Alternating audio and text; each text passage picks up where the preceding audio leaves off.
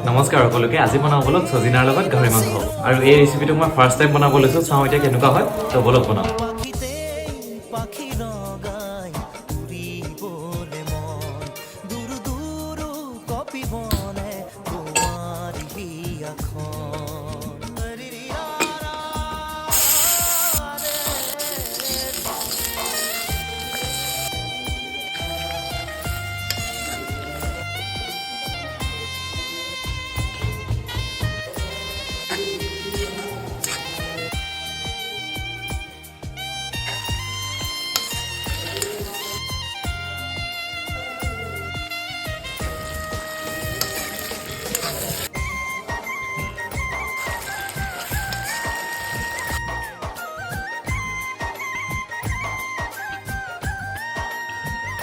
খাবলৈ সঁচাকে মজা হৈছে আপোনালোকে যদি এইটো ট্ৰাই কৰা নাই এইটো ৰেচিপি এবাৰ ট্ৰাই কৰি চাব